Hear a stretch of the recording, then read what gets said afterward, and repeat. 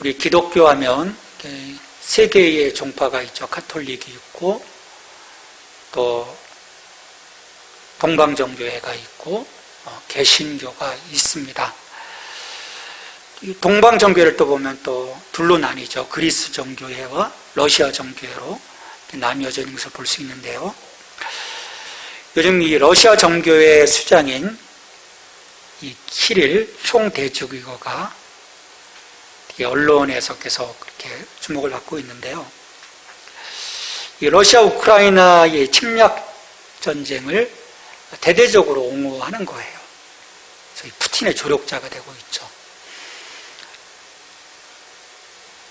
이 키릴 총대주교는 우크라이나를 악의 서열력으로 규정을 합니다. 규정하면서 러시아의 우크라이나의 이 침략이 서방과의 성전이라고까지 언급을 했어요. 러시아 인구 중 63%가 이 정교회의 신자입니다. 그런 만큼 이 키릴 총대주교는 러시아 국민의 정신적 구심점으로 여겨지는 인물인데, 그런 종교 지도자가 독재자의 편에 서서 진실을 가리우는 거죠. 이게 이 동방정교의 정신적 지도자인 바르톨로메오 1세 총대주교가 반박한 인터뷰를 했죠. 그래서 키릴에게 우크라이나에 대한 이 러시아 침공을 신성한 것이라고 부르지 말라 경고를 날렸어요. 그러면서 우리 정교회는 전쟁과 폭력, 테러를 지지하지 않는다. 키릴 총대주교는 정교회 전체의 명예를 손상시키고 있다라고 했죠. 문제는 러시아 국민이 이 키릴 총대주교의 말을 신뢰한다는 거예요. 물론 한편에서는 전쟁을 규탄하고, 이게 소수죠. 대부분의 그 러시아 국민들은 이 종교 지도자의 말을 통해서 정부를 신뢰하는 거죠. 국가적으로 거짓을 진실로 믿는 모습을 이 러시아를 통해서 보게 돼요. 이 러시아처럼 이 프로파간다가 이게 넘치는 나라가 없거든요. 며칠 전 어떤 그 프로그램을 통해서 30대 아들이 이 우크라이나에 와 있는 거예요. 기자인 거예요. 그래서 자기의 어떤 그 경험한 것, 영상 그것을 러시아에 있는 어머니에게 알려드리고 전화하는데요. 어머니 목소리가 들려오는 거예요. 얘야, 난 그래도 못 믿겠다. 못 믿겠다는 거예요. 아들의 말이.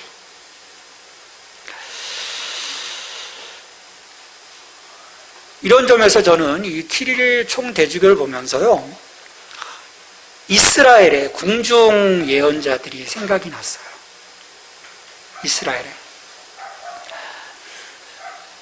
북왕국 이스라엘과 남왕국 유다가 분열되어졌다가 주전 721년에 아수르에 의해서 이제 북이 먼저 망하고요.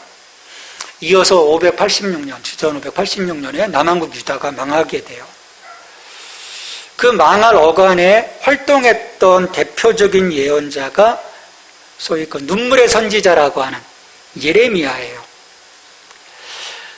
예레미야는 풍전등화 같은 그 상황에서, 이 어떤 그 조국이 그런 상황에 놓여 있는 상황에서 하나님이 보여주신 거예요. 하나님께요.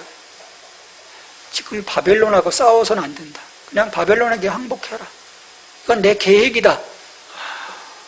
아니, 우리나라는 곧 망할 거야. 싸우지 말자. 그 역적이지 않습니까? 예레미야 애가 타는 거예요. 눈물 흘리는 거죠. 그래서 나가서 백성들에게 얘기합니다. 야, 맞서지 말라. 이거 하나님의 뜻이다. 하나님의 심판 막대기다. 반면에 수많은 그 궁중 예언자들, 하나냐를 비롯한 대부분의 궁중 이 선지자들은요, 이 전쟁에서 하나님이 지켜주실 것이라고 주장하는 거예요. 야, 평안하다, 평안하다. 걱정하지 마. 하나님이 지켜주시는데. 저 예레미야, 저 역적이야. 예레미야가 핍박을 받게 돼요. 근데 결국 예레미야가 예언한 대로 유다는 바벨론에게 망하고 말죠. 많은 사람들이 포로로 잡혀갑니다. 예루살렘은 파괴되고, 항복했더라면 그런 일이 없었을 텐데 파괴되고 많은 사람들이 포로로 잡혀가죠. 초토화가 돼요.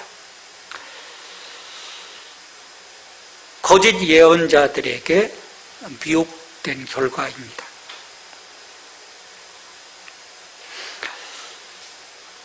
근데 이 선지자들의 입장에서 보는 거죠. 이 선지자들이 대놓고 거짓된 것만을 이야기한 것은 아닌 거예요. 아무리 지금 상황이 안 좋아도 그렇지 않습니까? 우리 망할 거야. 다 끝났어. 항복하자. 그럼 백성들이 소망이 없잖아요. 아니야, 평안해. 걱정하지 마. 우리 하나님이 지켜주실 거야. 대놓고 거짓말한 게 아닌 거예요. 이들의 측면에서 보면 애국적인 발언인 거예요. 나라의 존망 앞에서 단지 나라가 망하지 않을 것이라고 애국적인 발언을 했을 뿐입니다. 그럼에도 그들은 거짓 예언자입니다. 왜 그럴까요? 하나님의 뜻이 아니었거든요. 하나님의 뜻이 아닌 사람들의 소망, 사람들의 바람을 지금 이야기했기 때문인 거예요. 예레미야도 나라가 망하는 게 좋았겠습니까? 하지만 하나님의 뜻이 먼저 우선되었기에 그는 심판을 얘기했던 거거든요.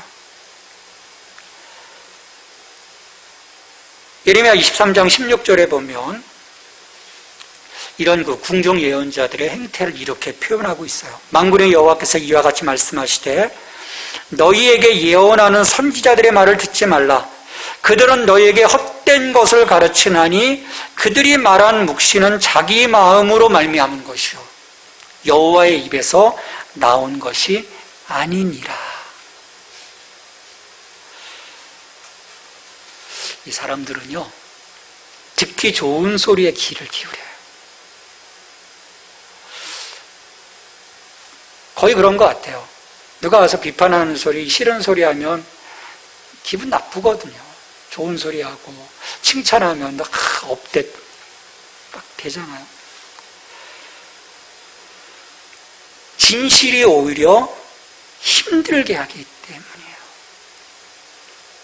진리가 실은 우리를 자유케 할 것이라고 했지만 그 진리 앞에 온전하게 섰을 때 올 수 있는 그 진리로 인한 어떤 그 엄중한 그 마음들, 사실 그게 힘들 수도 있는 거거든요. 그래서 소위 하얀 거짓말도 힘을 받는 것 아닌가 생각을 해요. 넌 이제 곧 죽을 거야. 말하면 마음 상하니까 괜찮아요. 괜찮대요. 선생님이 괜찮대요. 어머니 괜찮아요. 하얀 거짓말. 근데 그 사람은 그것으로 인해서 그가 마지막 생을 마무리할 수 있는 기회를 놓쳐버리기도 하거든요. 너무 많이 봤어요.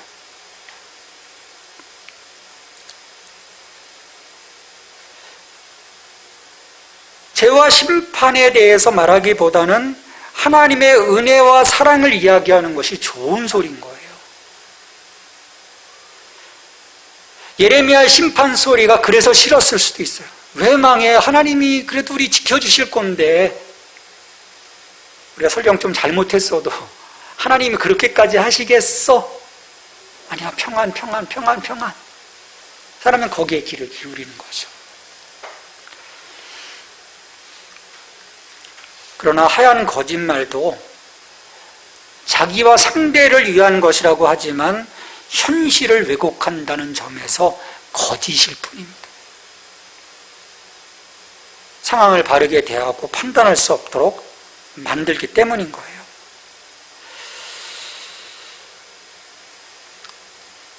우리가 전도할 때 예수 믿고 복을 받자고 하면 그렇게 거부감을 갖지는 않아요. 그래 됐어. 그래 마음은 없어. 막 싸우고자 달려들지 않거든요. 왜냐, 복 받자는데 학을 뗄 일이 실은 없는 거예요. 점잖게 물론 뭐 이렇게 거세게 거부하는 분도 있지만 대부분은 그냥 점잖게 노하게 되죠. 근데 예수 믿고 좁은 문과 좁은 길로 가자고 할 때 누가 좋아하겠습니까? 좋아할 사람이 없는 거예요. 예수와 함께 죽자는데 좋아할 사람이 누가 있습니까? 또 그게 아니라면 아예 확실하게 엄포를 놓는 거죠. 그 심판을 피할 길이 자기에게만 있다라고 이야기하는 거예요. 근데 그래도 사람들이 거기로 가요. 왜? 두려운 마음 때문에. 혹시 이 기회를 놓치면 안 되는 거 아닐까라는 그 마음에 거기를 가는 거죠. 그러기에 우리의 구원의 여정에서요, 이 온전한 길에 서 있기 위해선 그 길을 벗어나도록 하는 수많은 미혹거리들, 그 미혹거리들을 우리가 경계해야 하고 걷어내야 해요. 그냥 두지 않는 거예요. 그래서 보면 교회 역사를 보면요, 수많은 거짓된 자들과 위선자들과 이단들과 싸운 영적 투쟁의 역사인 거예요. 그리고 또 그것들을 계속해서 분별해내는 거죠. 여러분, 종교회의가 왜 열렸는지 아십니까? 이단들이 나오니까 야, 우리 또 이걸 분별해내야 돼. 그래서 같이 모여서 기도하고 또 말씀을 통해서 저 이단들이 뭔지 계속해서 그 일들을 해오면서 분별해온 거예요. 그런 그 거짓됨이 진리를 공격해오는 수많은 시간들 속에서 이 복음의 역사는 그 진리를 지켜왔죠. 물론 그 와중에도 앞뒤를 분간하지 못하는 수많은 사람들이, 영혼들이 거짓에 미혹되어 왔어요. 거기에 대한 폐해가 참 크죠. 예배가 무너지고 그리스도의 몸된 그 교회가 사라지고 또 세상을 향한 거룩한 영향력을 잃어버리기도 하고. 왜냐하면 한번 이 나라에서 이단이 한번 확 휩쓸어 버리면 세상 사람들은 이단과 바른 교회를 구분하지 못하거든요. 그게 그거거든요. 그러니까 뭐 다 동액금으로 넘어가게 돼요. 영향력을 잃어버리는 거죠.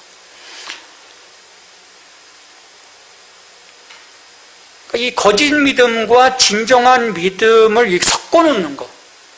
그래서 힘을 빼버리는 이것은요, 사탄의 가장 폭발력 있는 무기인 거예요. 끊임없이 그 일을 하는 거죠. 그래서 우리는 이걸 분별해내는 게 중요해요. 거짓과 복음의 그 진리를 계속해서 분별하고 그 온전한 것을 선택하고 나가는 것이 정말로 필요해요. 왜냐하면 교회 역사를 통해서 이 일이 계속 반복되고 있거든요. 또 분별해내도, 그래서 또 세워놔도 이걸 또 도전해서 이거를 해치고자 하는 사탄은 끊임없이 전략적으로 다가오기 때문인 거예요. 예수님은 이걸 알고 계시는 거죠. 그래서 오늘 이 산상수훈의 좁은 문 좁은 길까지 이제 말씀하시고 나서 바로 너희들 거짓 선지자들 삼가라고 말씀하신 이유가 거기에 있는 거예요. 아무리 진리에 대한 설파가 있다고 하더라도 그것을 바로 또 가져가 버린다면, 혹은 왜곡된 것을 던져놓는다면 그 길로 갈 수 없기 때문인 거예요. 예수님은 이 좁은 문, 좁은 길, 이 넓은 문과 넓은 길에 비해서 이것들을 분별해내고 그 문으로 들어가기를, 그 길로 들어가기를 힘쓰라고 말씀하셨지만, 사람들은 당장의 그 작은 불편함 때문에 그곳에 들어가기를 주저하는 거죠. 근데 우리가 이 교회 공동체 안에서 어떤 헌신에 대한 그 부분, 내가 하나님 나라를 향한 나의 삶을 드린다고 하는 그 부분에 있어서 많은 사람들이 여기에 대해서 힘들어합니다. 왜? 아직 우리가 성숙하지 못했기 때문이죠. 우리 아이들 같은 경우는 자기가 어떤 것을 내어주기보다는 받기를 더 기뻐하거든요. 그게 당연한 것처럼 여겨지고, 그런 마음에서 교회 안에서는 늘 그런 그 사탄의 그 전략들이 계속해서 이루어져 나가는 거예요. 사람들의 그 마음을 계속 미혹하는 거죠. 야, 그 길만이 아니야. 다른 길로서도 너희들 충분히 할 수 있어라고 계속해서 이야기하는 거예요.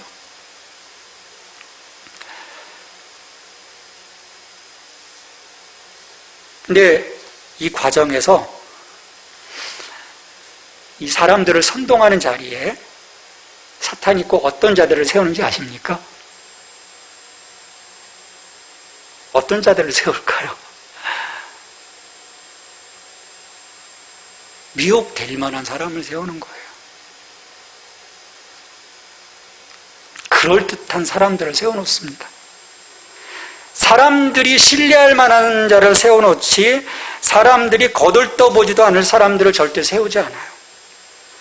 세상적으로 스펙이 좋은 사람, 언변이 정말 뛰어난 사람, 잘난 사람. 여러분, 그 신앙촌 아십니까? 예, 지금은 거의 전멸됐죠. 박태선 장로라고. 그 사진을 보면요, 그 옛날 화이트 칼라들, 양복 입고 그런 그 사람들이요, 남산에 모였는데 일대에 완전히 빽빽하게 차 있어요. 좋거든요. 언변도 좋고 생기기도 풍채도 좋고 신뢰할 만한 거예요. 너도 나도 사람들이 몰려오는 거예요.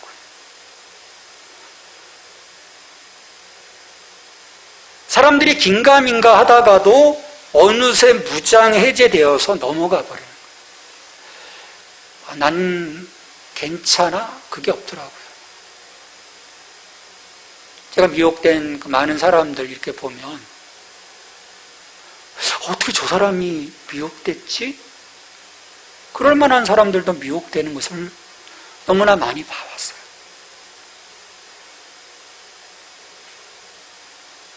그러니까 우리가 매 순간 그것들 분별해내지 못하면요, 어느 순간에 거기에 빠져들게 돼 있어요. 그건 100%입니다.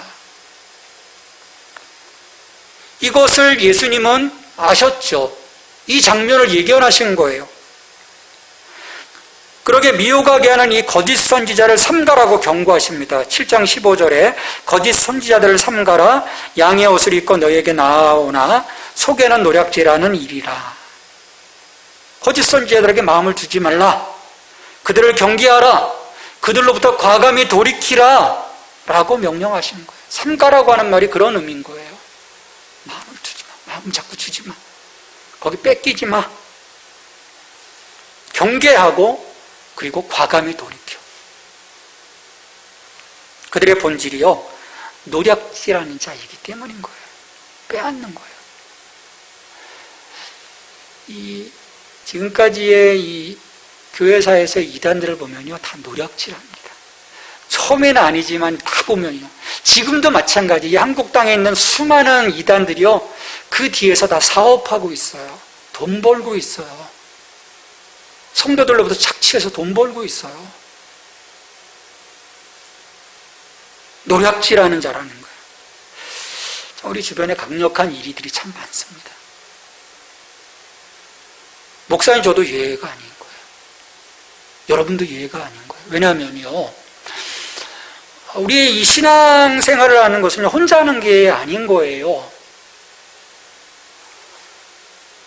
저도 선배의 어떤 그 영향력 안에 있거든요. 그분들과 만나서 이야기하다 보면 그분의 어떤 그 영향력들이 저에게도 미칠 수 있는 거예요. 우리에게 간접적으로 영향을 주기도 하고 직접적으로 지도를 해주기도 하고 뭐 도움을 주는 다양한 이런 그 네트워크 속에서 우리가 신앙생활을 하는 거죠. 우리도 마찬가지지 않습니까? 이 작은 공동체이지만 서로 엮여져 있어요. 서로를 보게 돼 있죠. 어쨌든 영향을 주기도 하고 영향을 받기도 하고. 근데 우리가 서로 이렇게 엮여져 있는 이런 사람들이 우리를 다 진리 가운데로 인도하는데 도움을 주고 서로 그런 영향력 안에 있다면 얼마나 좋겠습니까? 근데 우리의 그런 기대와는 달리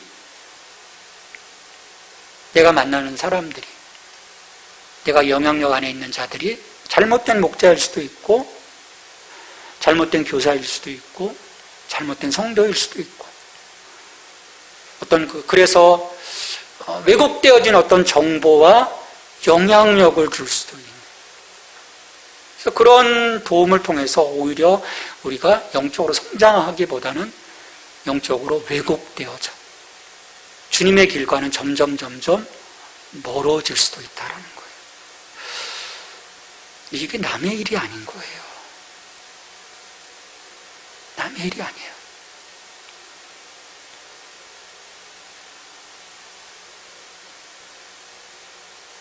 이와 같은 일들은요, 우리가 늘 대비하지 않으면 어느 순간에 훅 다가오는 거예요.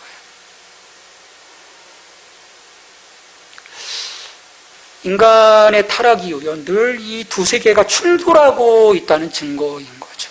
왜? 예수님과 함께 하나님의 나라가 임해서 이 땅 가운데 하나님의 그 통치하심으로 다시금 아름답게 창조하신 하나님의 그 세계 가운데로 돌아가려고 할 때 하나님 반역해서 서 있는 이 사탄의 무리들은 십자가로 이미 끝난 전쟁이지만 마지막 그 구원의 완성 그 지점까지 끊임없이 그들이 할 수 있는 최선을 다해서 하고 있는 거예요.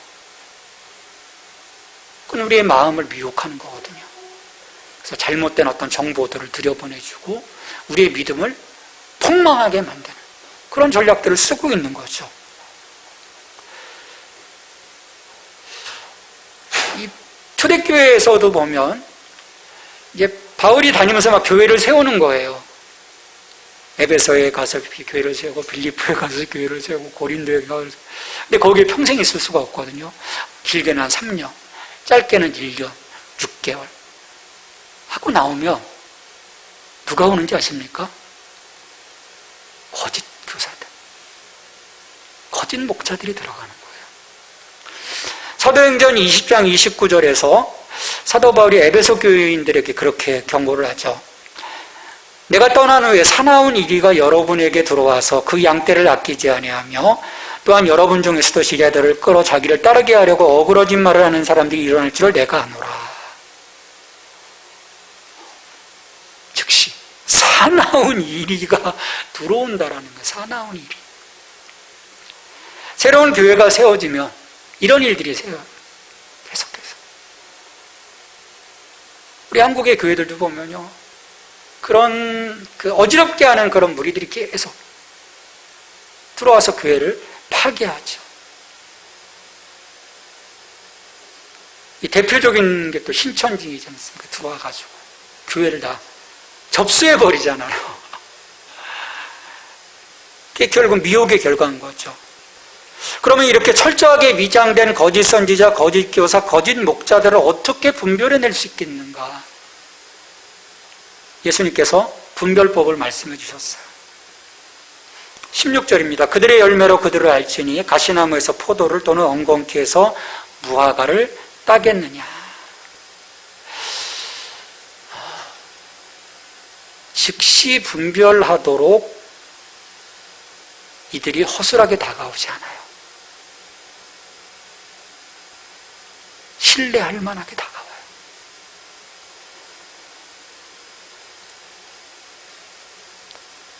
그래서요, 우리가 어떤 그 새로운 환경 속에 새로운 누군가의 어떤 말씀들이 내게 딱 왔을 때, 저분에 대해서 내가 알지 못할 때, 저 환경 속에 대해서 내가 알지 못할 때는요, 혹하고 그냥 그것을 받아들이기보다는 분별하는 시간들이 필요해요. 인내하면서 예수님을 기다리라는 거예요. 그들의 말, 그들의 행동, 그들의 삶에서 반드시 열매가 나타나기 때문이에요. 그들이 거짓된 자들이라면 결국은 거짓의 열매가 왜 나오지 참 열매가 나오지 않는다라는 거예요. 근데 이단들을 보면요, 정말 그래요. 근데 이미 미혹돼 버리면 어느 순간에 바로 그냥 빠른 시간 내에 미혹되어 버리면 보지 못해요. 왜? 내 눈이 이미 가려졌기 때문에. 이미 가려졌기 때문에 보지 못하는 거예요.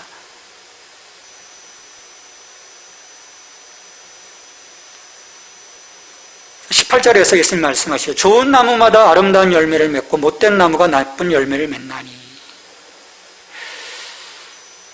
하나님과 사랑 앞에서 그가 진정 참된 나무라면 아름다운 열매, 생명의 열매, 정확히 말하면 성령의 열매를 맺을 거라는 거예요. 근데 그렇지 않다면 나쁜 열매, 죽음의 열매, 사람들을 살리는 것이 아니라 죽이는 그 열매, 그 열매를 맺게 될 거죠. 그래서 우리가 당장에 어떤 들려오는 확신의 첫말과 화려한 언변과 그들에게서 드러나는 어떤 능력과 명성에 이끌리지 말라는 거예요. 우리 한국 교회 안에 보면 대대적인 막 그런 그 바람들이 일어날 때가 있거든요. 그럴 때 정말 주목해서 봐야 되는 거예요. 근데 우리는 이 예수님의 말씀을 자꾸 잊어버리고 바로 거기에 그냥 심취해버리는 경향들이 있는 거예요. 한국교회에게 주신 놀라운 그 역량과 하나님의 그 계획들이 있음에도 불구하고 계속 이것들이 어그러지는 것들이요, 그 순간순간에 그 포인트를 놓쳤기 때문이에요. 그래서 그 바람 속에 자꾸 휩쓸려 가는 거예요.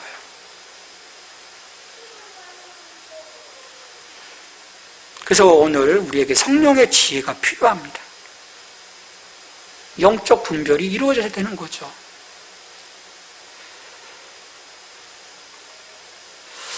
교회에서 사람들이 현혹시켜온 최고의 소스가 뭔지 아십니까? 종말론이에요. 종말에 대한 것은요, 모든 이단들의 단골 메뉴예요.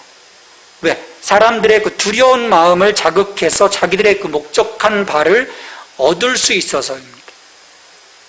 또 이 종말에도 단골 메뉴는요, 번영, 축복, 사랑, 은혜.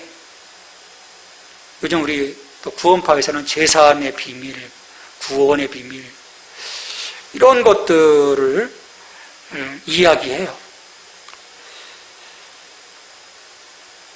이스라엘의 어떤 아까 초반에 궁중 예언자들 말씀을 드렸는데, 하나님의 심판에 직면했을 때 소수 예언자들만이 회개를 외쳤어요. 남한국이 멸망할 때는요, 예레미야만이 회개를 외쳤어요. 나머지 모든 선지자들은 평안하다라고 거짓되이 외쳤거든요. 결국 이스라엘은 회개의 기회를 놓쳤고요, 멸망했지 않습니까? 또 이런 그 평안과 번영의 반대편에 서 있는 이들도 있어요. 극단적인 고난과 금욕과 절제를 주장하는 이들도 있어요. 근데 이것들 대부분은요, 복음의 본질을 놓치고 간다는 데 문제가 있습니다. 이 사람들은 이런 주제들을 또 좋아하는 경향이 있어요. 이게 관심인 거예요. 우리는 좁은 문이신 예수 그리스도를 통해서 하나님의 구원의 역사를 경험하고 하나님 나라의 의로 살아감으로써 하나님 창조의 목적을 실현해 나가야 되는 이 복음의 본질, 이 복음의 목적을 붙잡고 가야 되는데 자꾸 놓치는 거죠. 비본질적인 것들을 선호하고 거기에 관심을 두고 가는 거예요. 여러분, 이것은요, 사탄의 전략에 휘말리는 겁니다. 사탄의 가장 큰 목표는 뭐냐면 자꾸 우리 안에서 복음의 본질이신 예수 그리스도를 지워버리는 거예요. 지워버리는 거예요. 여러분, 구원파가 왜 무서운 이단인지 여러분 아십니까? 다 들어보면요, 별로 다를 바가 없어요. 죄사함을 얘기하고 구원을 이야기하고, 그런데요, 우리의 믿음과 우리의 구원은요, 오직 예수님이신 거예요. 그분의 의를 통해서 내가 그분을 믿고 그분을 나의 주님으로 영접함을 통해서 우리가 구원받았고 하나님의 자녀가 되는 거거든요. 이게 복음인 거예요. 깨달음이 아닌 거예요. 이들의 구원은요, 깨달음이에요. 이건 달리 말하면요, 득도했다라는 거예요. 그래서 이 본질을 보면요, 이 이단은 불교화한 이단인 거예요. 득도, 자기 득도. 결국 예수님을 지워버리는 거예요. 내가 깨닫는 거예요. 내가 예수님을 믿고 예수님의 의를 통해서 구원받는 사건이 아닌 거예요. 내가 구원 구절 몇 개를 통해서 아, 그래, 내가 깨달았어. 내가 득도했어. 그럼 예수님은 없어진 거지 않습니까? 나한 거예요. 인본주의로 빠져버린 거예요. 인간 중심인 거예요. 내가 구원의 중심이 되는 거예요. 내가 깨달았으니까. 우리는 깨닫는 것이 아닙니다. 믿는 것입니다. 지식적으로 이해가 안 돼도 믿는 거예요. 저분이 나의 주님이심을 믿는 거예요. 우리는 그런 측면에서 이런 사탄의 예수님을 지워버리고자 하는 이 전략에 맞서서 이것들을 하나씩 하나씩 분별해낼 수 있어야 되는 거예요.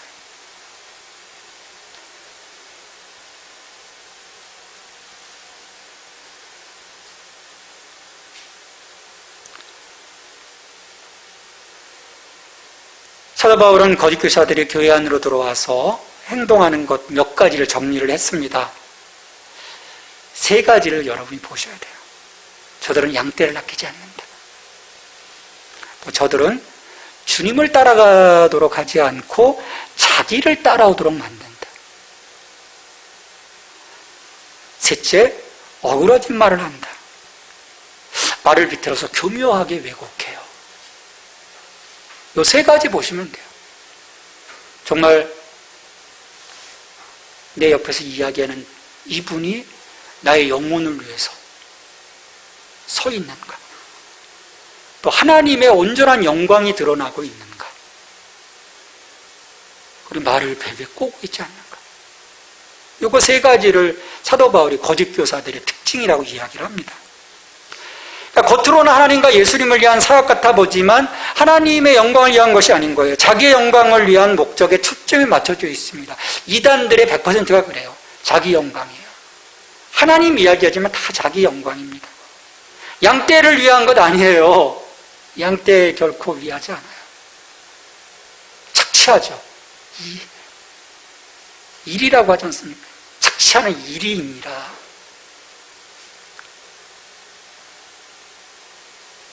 말이 아무리 훌륭하고 은사와 능력이 있어도 그 모든 영광이 하나님께로 가지 않고 자기가 누리고 있다면 그것은 하나님이 기뻐하시는 일이 아닌 거예요.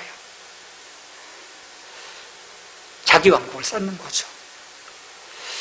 그래서 보면 정말 그들 안에 믿음이 있는지 하나님이 지켜보신다는 사실을 정말 믿는다면 왕국을 쌓지 않죠. 하나님 나라를 살아가야 되는데 왕국을 쌓지 않죠.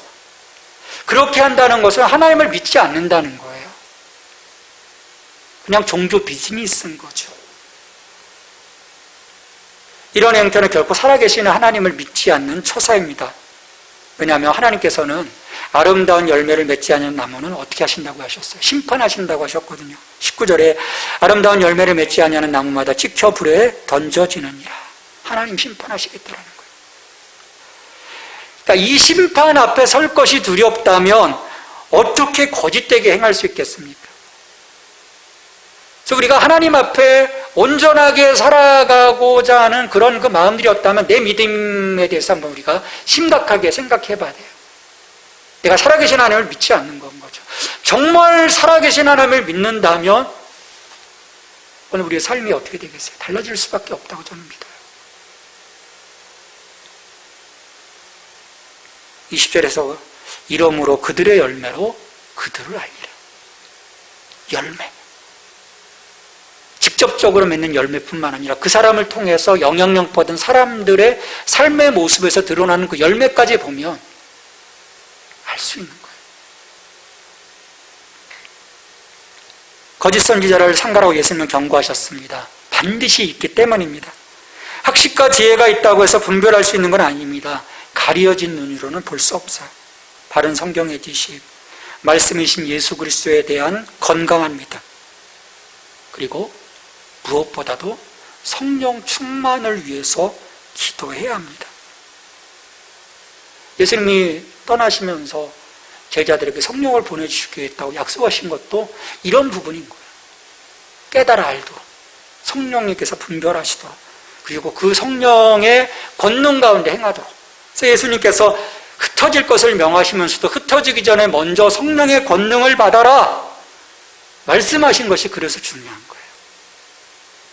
그 권능과 그 성령님의 분별력을 가지고 우리가 세상 가운데로 나가지 않는다면, 그걸 갖고 나가야만이 우리가 분별해내고 이뤄낼 수 있다는 거예요. 그렇지 않고서는요, 우리 미혹될 거예요.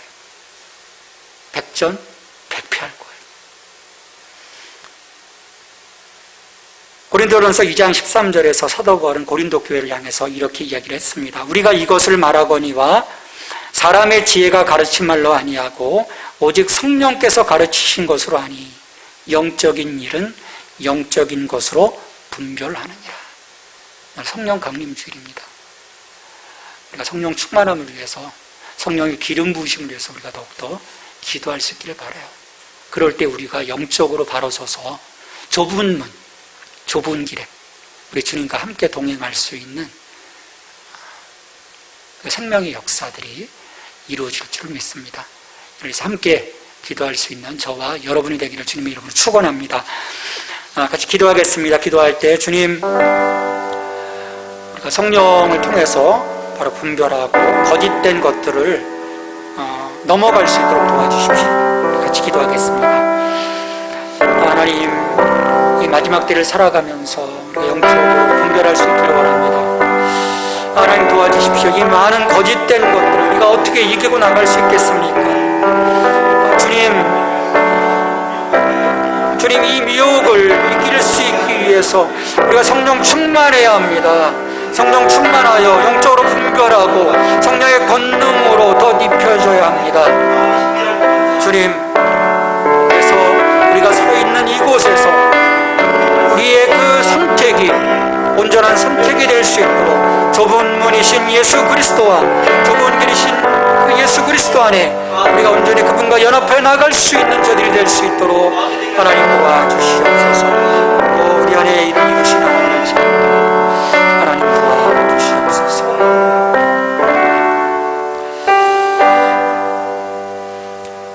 거짓 선지자들을 삼가라 말씀하셨습니다. 주님, 우리가 이 시대에 사탄의 그 전략들을 바라보고 그들을 분별해내고 그들을 이겨낼 수 있기를 위해서 성령 충만함이 필요합니다. 주님 도와주시옵소서. 그 권능 가운데 이기는 자가 되어 우리의 믿음이 바로 서게 하시고 또 건강한 이 믿음을 통해서 또 교회가 하나님께 온전하게 예배하며 하나님의 계획하심을 이뤄나가는 공동체가 될 수 있도록 주님 축복해 주시옵소서. 예수님의 이름으로 기도합니다. 아멘.